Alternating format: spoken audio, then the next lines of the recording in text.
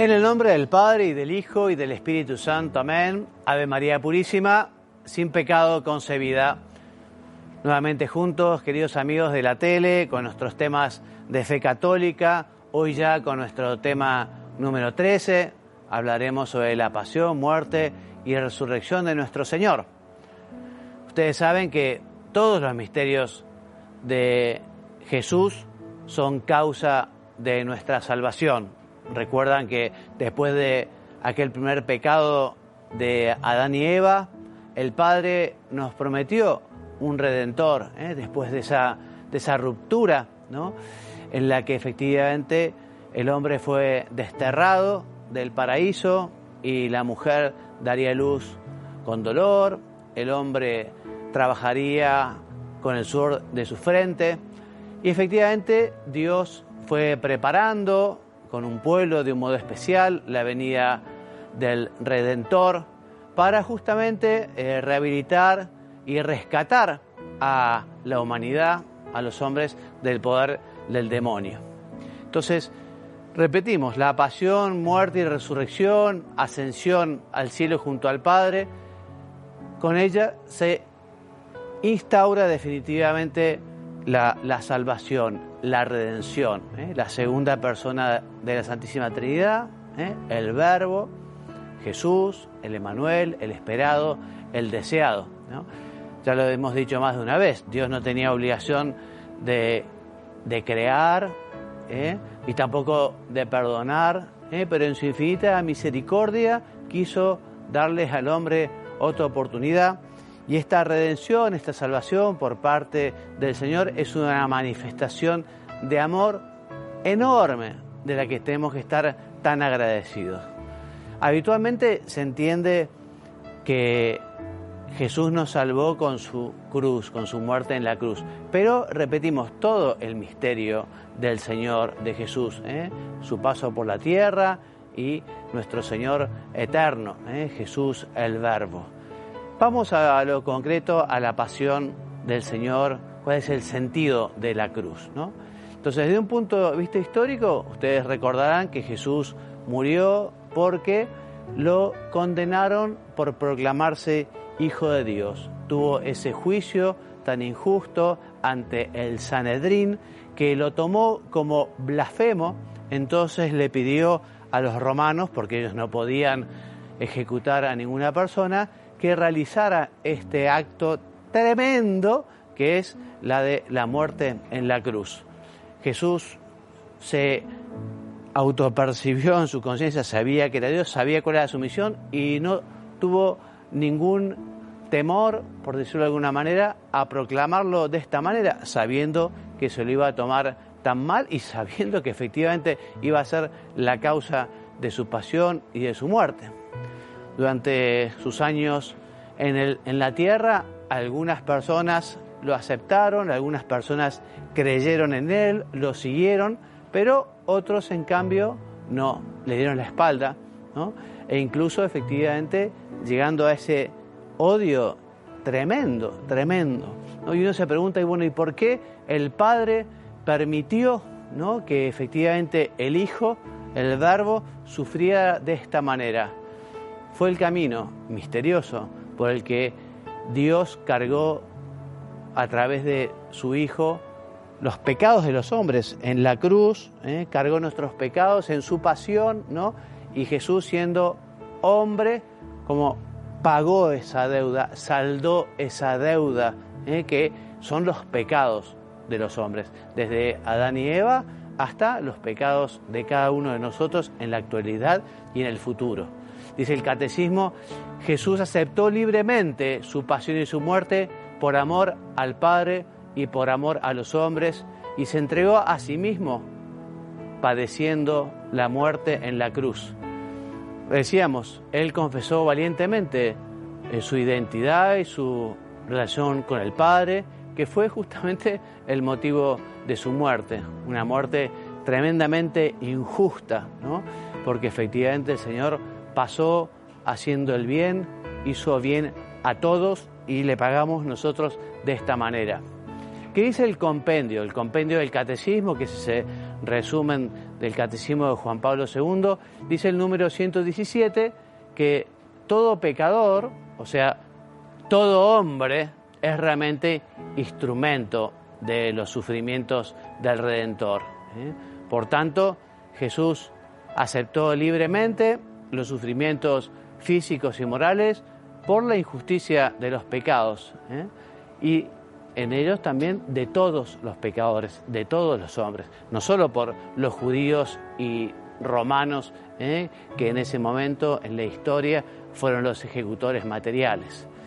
Entonces, ¿por qué Jesús hizo todo esto? Repetimos, para anular, para cancelar, para apagar los pecados de todos los hombres. ¿Y cómo lo hizo? Y lo hizo justamente por ese amor inmenso, así como por la desobediencia y por la soberbia entró el pecado en el mundo, por la obediencia, por el amor, por la entrega, por la generosidad, entonces entra la salvación, ¿no? Pongamos un ejemplo, ¿no? Un ejemplo de cómo los hombres a veces no valoramos lo que hizo Dios por nosotros y cómo realmente tenemos una deuda enorme, ¿no?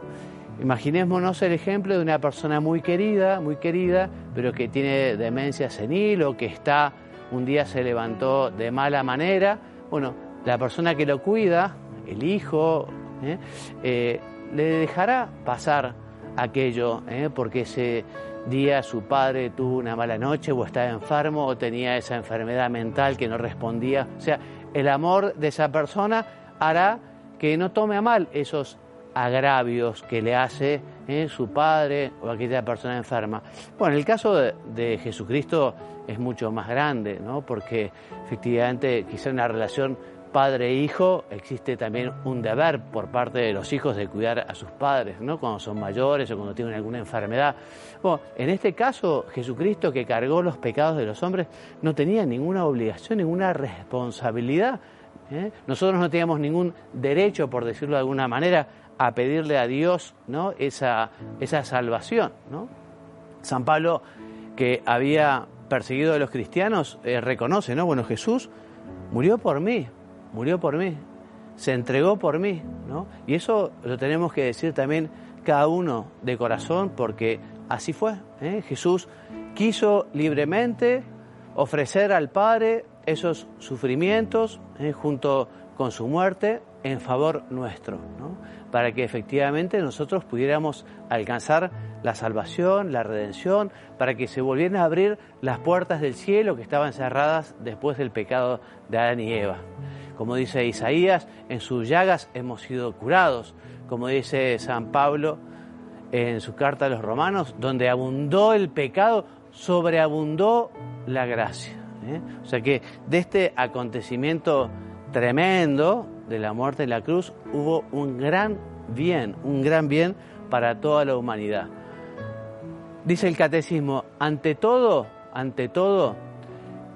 la cruz, la muerte de Jesús es un don, un regalo que nos hace Dios Padre, es el Padre quien entrega a su Hijo para reconciliarnos consigo, y al mismo tiempo es la ofrenda del Hijo, porque Jesucristo es libre, acepta ese pedido del Padre, y por medio del Espíritu Santo también repara esos pecados de los hombres, esos pecados de soberbia, de desobediencia de toda la humanidad. Así entonces decimos que la cruz de Cristo es sobre todo una manifestación del gran amor de la Santísima Trinidad, Padre, Hijo y Espíritu Santo, por todos los hombres, ¿no? Esto es esencialmente el misterio de la cruz, el misterio del amor de Dios por los hombres, el misterio del perdón.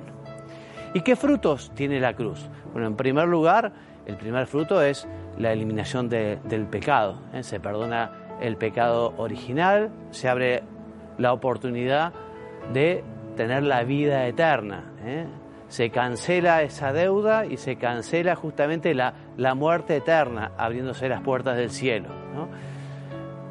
Tomemos una metáfora que dice Antonio Ducay, que es el que escribió este libro, dice una metáfora: supongamos que en una excursión una persona es picado por una serpiente venenosa. Bueno, inmediatamente se va a buscar el antídoto para salvarle la vida, ¿no? Bueno, ese antídoto es justamente el medio por el cual esa persona consiguió salvar su vida.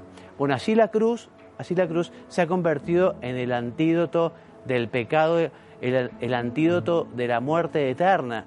Jesucristo, que toma toda esa injusticia, toda esa maldad, todo ese odio, y Él, por amor, entrega su vida a Dios y efectivamente, sufriendo las consecuencias del pecado, consigue que Dios perdone esos pecados. Es el amor sacrificado, el elemento capaz de superar el pecado, de vencerlo y de eliminarlo. ¿Cuánto tenemos que agradecer al Señor, ¿no? Estamos viendo imágenes de la película de la Pasión del Señor, que seguramente habrás visto alguna Semana Santa, algún Viernes Santo, ¿no? Y uno cuando ve ese sufrimiento del Señor, ¿no? Y eso justamente por los pecados nos tendría que doler en el corazón. A veces cuando nos acostumbramos un poco al pecado, es bueno que meditemos en la pasión del Señor, en la muerte del Señor, en su crucifixión, en esa flagelación, y decir, bueno, el Señor murió por mí, yo no puedo ser así, yo tengo que cambiar, tengo que mejorar, tengo que convertirme, ¿no? Entonces, le agradecemos al Señor ese antídoto que es la cruz, y justamente desde la cruz también, de su costado abierto, brotan los sacramentos por el que se nos da la gracia y los sacramentos por donde se nos perdonan los pecados, porque el bautismo borra el pecado original y cualquier otro pecado que hubiera en el que se bautiza, la confesión también limpia y obtiene el perdón de Dios, la Eucaristía, Jesús mismo, ¿no?, que nos purifica y nos fortalece. Todo esto viene del misterio de la cruz, ese misterio de la cruz que está presente en los sacramentos. Y antes de hablar de los frutos u otros frutos de la cruz, vamos a ver el video del Papa en el que nos habla justamente de la formación para el discernimiento. El tiempo en que vivimos nos exige desarrollar una profunda capacidad para discernir. Discernir de entre todas las voces, ¿cuál es la voz del Señor? ¿Cuál es la voz de Él que nos conduce a la resurrección, a la vida? Y la voz que nos libra de caer en la cultura de la muerte. Necesitamos leer desde dentro lo que el Señor nos pide para vivir en el amor y ser continuadores de esta sumisión de amor. Recemos juntos para que toda la Iglesia reconozca la urgencia de la formación en el discernimiento espiritual, en el plano personal y comunitario.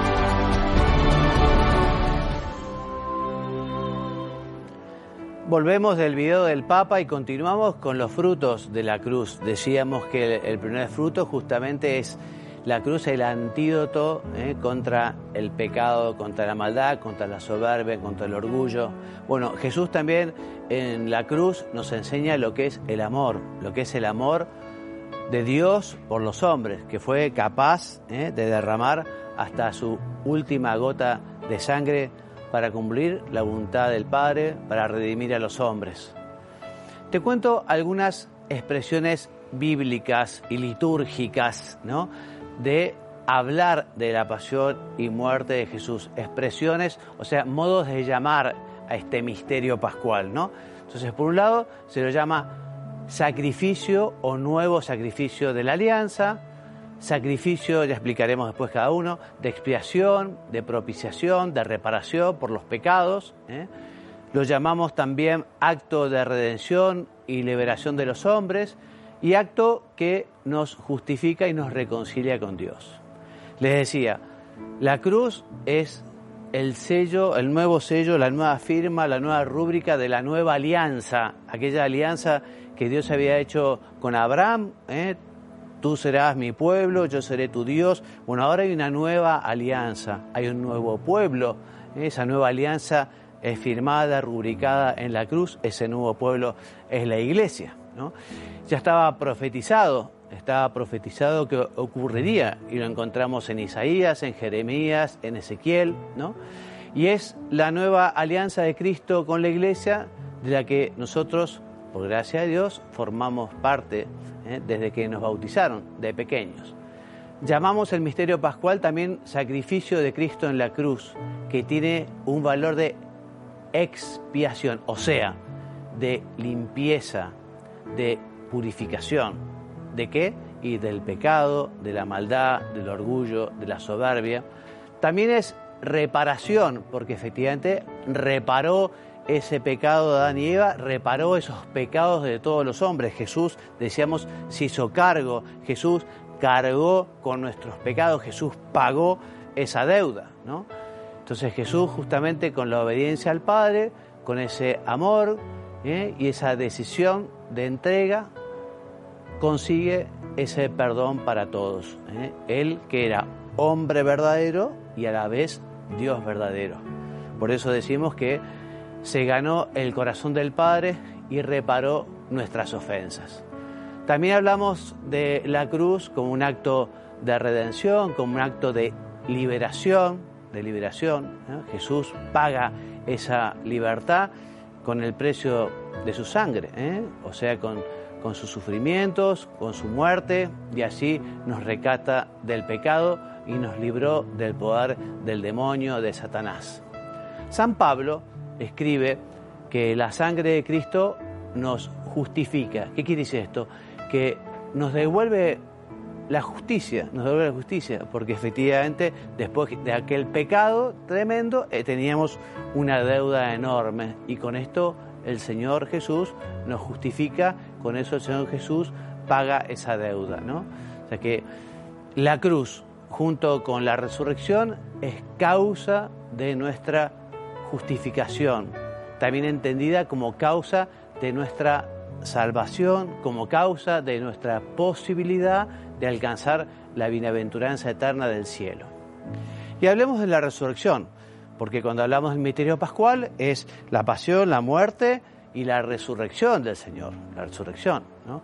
Sabemos que al tercer día Jesús resucitó y descendió a los infiernos, entendiendo por infiernos el seno de Abraham, el lugar donde estaban retenidos los justos. ¿Se acuerdan que les decía que después del pecado original ningún hombre podía entrar al cielo? Estaban cerradas las puertas del cielo. Entonces Jesús, después de su muerte, desciende a esos infiernos, a ese seno de Abraham, para buscar a San José, ¿no?, a Abraham y a tantos santos, para llevarlos a la bienaventuranza eterna, al cielo preparado para ellos, ¿no? Ellos que no podían entrar en la gloria del cielo, ahora, después de su muerte y con su resurrección, el Señor los lleva allí a gozar eternamente. Y esto que hace el Señor, de resucitar, también es algo que nos regala a nosotros, porque efectivamente nosotros estamos llamados a morir con Cristo para resucitar con Él y conseguir el cielo, la bienaventuranza, la gloria. Jesús resucitó a una nueva vida, ¿no? Su resurrección no fue como la resurrección de Lázaro, que él después murió, Lázaro. Jesús resucitó y ahora con un cuerpo glorioso, el alma se volvió a unir a ese cuerpo glorioso, ¿no? Y ese cuerpo glorioso, esa alma gloriosa, asume ese cuerpo bendito, ¿no?, que estaba traspasado por la cruz, ¿no? Y ahora lo vemos de una manera nueva, ¿no? Cuando el Señor resucita y se aparece, llama la atención, ¿no?, por cómo era ese nuevo cuerpo resucitado. ¿Qué nos dice el compendio en el número 129? Dice justamente que su cuerpo resucitado es el mismo que fue crucificado y que lleva las huellas de su pasión en sus manos, en su costado, pero que ahora participa ya de la vida divina con las propiedades de un cuerpo glorioso, ¿no? Entonces repetimos, Jesús resucitó verdaderamente, ¿no? Y eso quedó muy demostrado. Después de la resurrección de Jesús, mucha gente lo vio a Jesús resucitado, ¿no? Efectivamente, cuando llegan al sepulcro, el sepulcro estaba vacío. Y después algo que impresiona mucho, o sea, nadie daría la vida por una mentira. ¿Se acuerdan que los romanos que vieron la resurrección se presentaron y les dieron unas monedas? Les dijeron, bueno, ustedes digan que se robaron su cuerpo. Bueno, los apóstoles no darían su vida, no llegarían a ser mártires por una mentira, ¿no? San Pablo nos dice que efectivamente él resucitó, San Pedro, en fin, y tantos otros. Veamos un poco el sentido religioso de la resurrección, ¿no? Entonces, decíamos que la resurrección del Señor, que con su muerte Él nos consiguió la salvación, eliminó el pecado y reconcilió consigo al mundo. De modo semejante, por la resurrección de Jesús, Dios inaugura esa nueva vida de la que te hablaba, esa nueva vida a la que estamos llamados, la vida del mundo futuro que Jesús quiso poner a disposición de todos los hombres. O sea que todo el sufrimiento físico y espiritual de Jesús se transformó con su resurrección en felicidad, en perfección, tanto en su cuerpo como en su alma.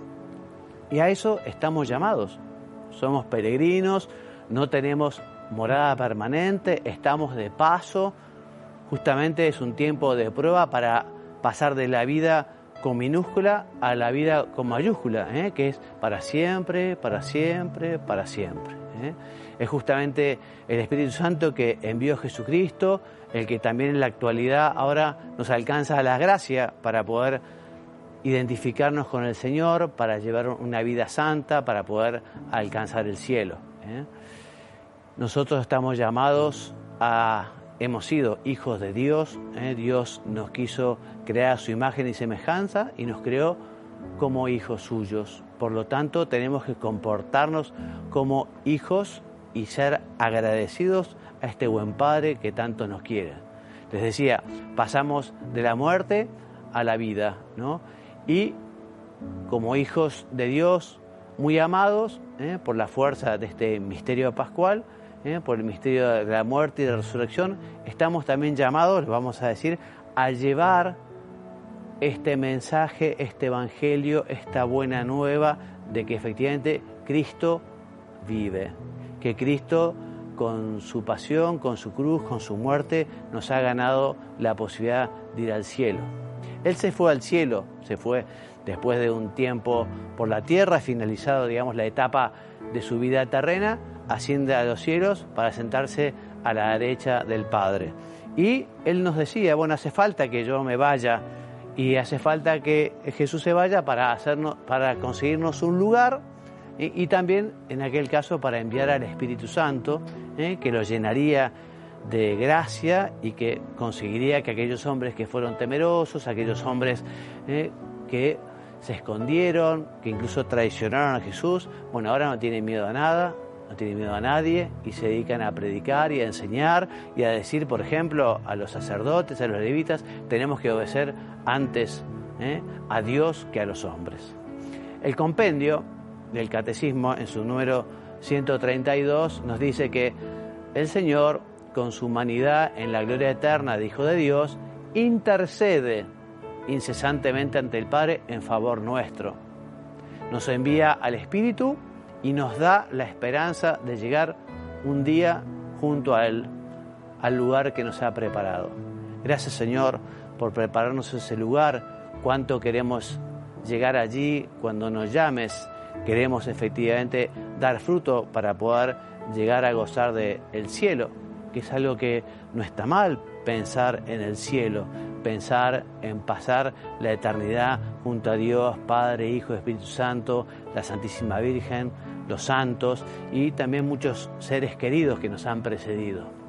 La glorificación de nuestro Señor, como te decía, Por un lado nos alienta a vivir con la mirada puesta en la gloria del cielo.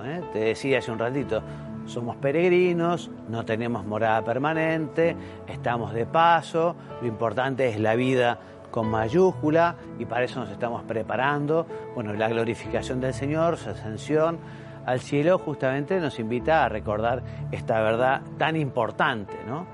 También nos impulsa a vivir de fe, pues nos sabemos acompañados por Jesucristo, que subió a los cielos, pero también nos acompaña en este peregrinar nuestro en la tierra, nos da al Espíritu Santo, nos da la gracia, especialmente a través de los sacramentos, ¿no? Que efectivamente allí recibimos ese influjo, recibimos esa participación en la vida divina, ese regalo maravilloso.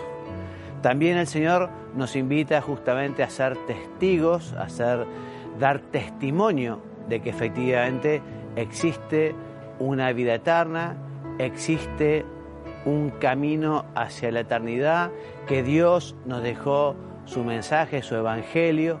Estamos llamados a llevarle las almas a Dios y también a poner a Jesús en la cumbre de todas las actividades humanas, que allí donde haya un cristiano sea el mismo Cristo, ¿no? En la política, en el deporte, en la cultura, en la moda, en los medios de comunicación, allí tiene que estar Cristo, porque justamente los cristianos procuramos ser otros Cristos.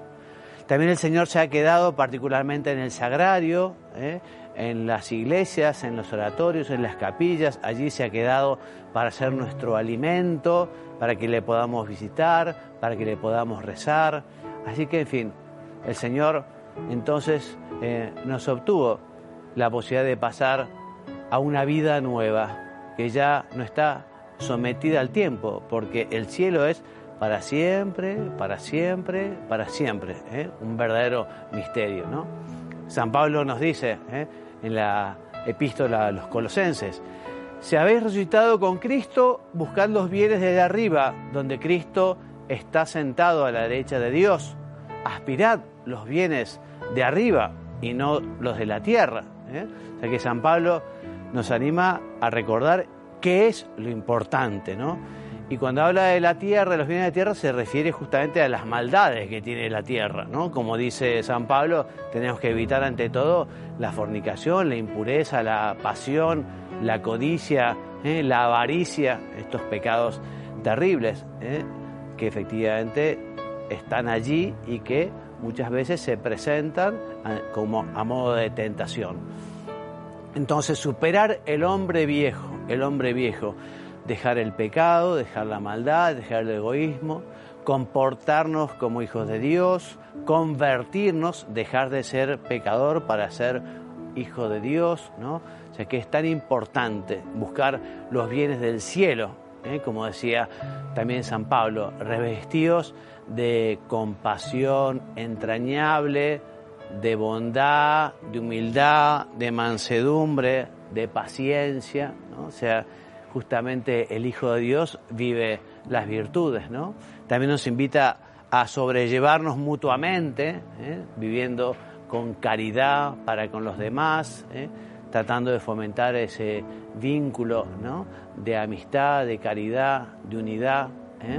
O sea que está clarísimo que la búsqueda de los bienes del cielo no es evasión, no es que la religión sea una especie, no sé, de droga que nos distrae de la realidad y nos mete por un camino, no, los pies muy en la tierra, los pies muy en la tierra, con la cabeza y el corazón en el cielo, haciendo la voluntad de Dios, ¿no?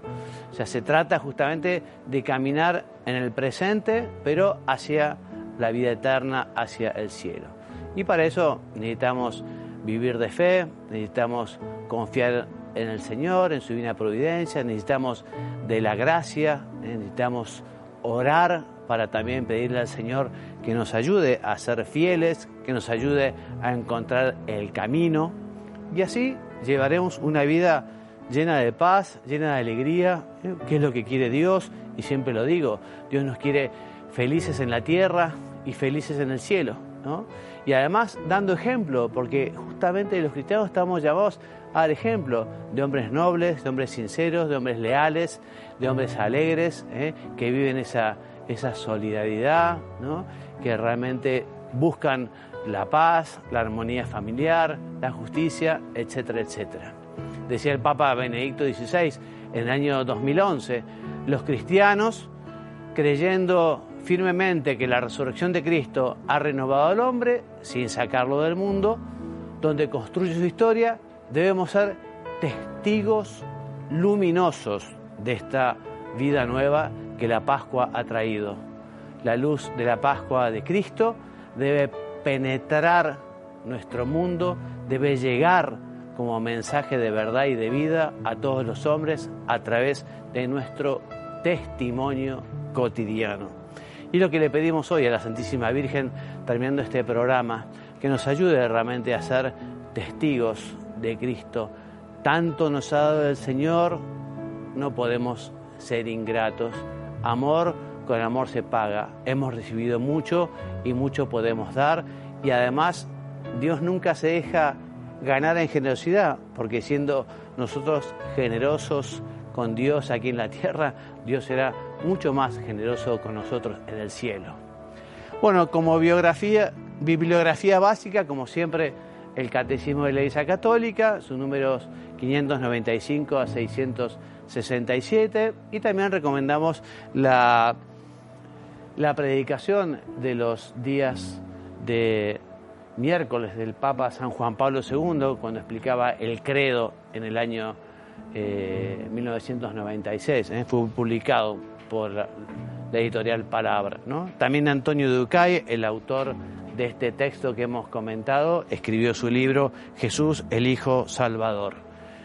Y les recuerdo entonces que los programas anteriores ustedes lo pueden encontrar en @latelep en YouTube, ¿no? Y también en Instagram o en el sitio de la tele, www.latele.com.pi. Si Dios quiere, nos vemos la semana que viene y me despido con la bendición. Que Dios los bendiga y los haga muy santos. Amén.